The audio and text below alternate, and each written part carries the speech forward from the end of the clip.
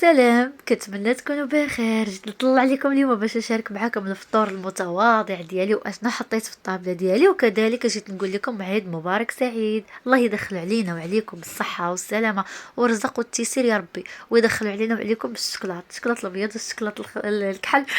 شوفوا كاين شي صباح زوين بحال هذا كتصبحي غير على الشكلاط. هذه هي الحلوه اللي درتها البنات، جات فنه غزاله اقتصاديه وكتخرج لك اكثر من 80 حبه. والاهم من هادشي كامل هو ان الوليدات كيحماقوا عليها، كتجي رطبه رطبه رطبه مرمله، خصوصا هذه اللي بالطبع ديال الشهده مع فيها واحد المكون خطير فيه الكوك ومكراميليزي مع السنيده، كتجي رائعه.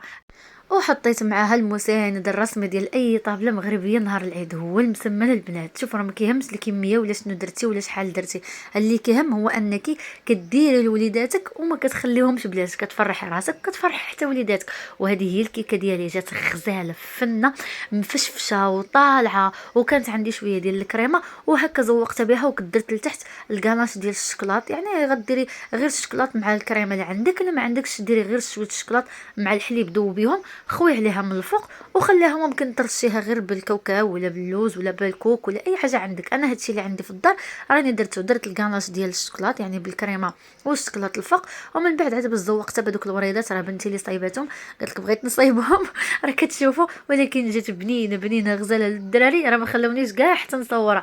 قال لك والو ذوقينا، عطينا شويه نذوقوا صافي، قطعتها ليهم وعطيتهم عاد باش كملت تصوير. راكم عارفين اللي عنده الدراري بلا ما بقاو بلا زواق بلا نفاق، داكشي راه عادي جدا، جاري به العمل.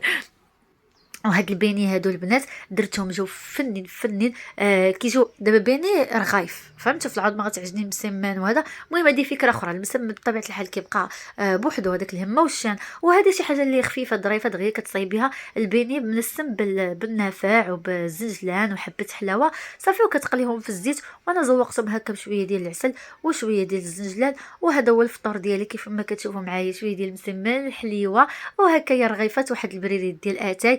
واهم حاجه هي نفرحوا ريوسنا ونفرحوا وليداتنا ونبينوا لهم بان هذا راه ماشي نهار عادي، هذا راه عيد فيه شي حاجه اللي مغايره. كديري شي حاجه اللي غتبين هذاك النهار راه نهار عيد ونهار كبير عند الله سبحانه وتعالى.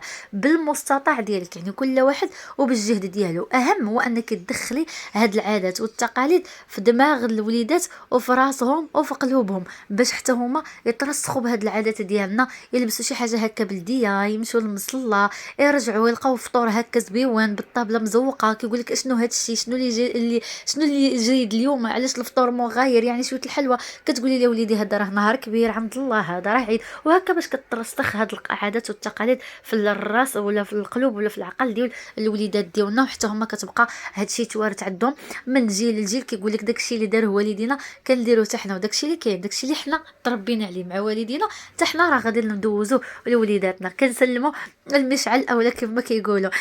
انا غادي نخليكم هنا مع هاد الكويس ديال تاعي، نتلاقاو في الفيديو الجاي باذن الرحمن. بسلامه.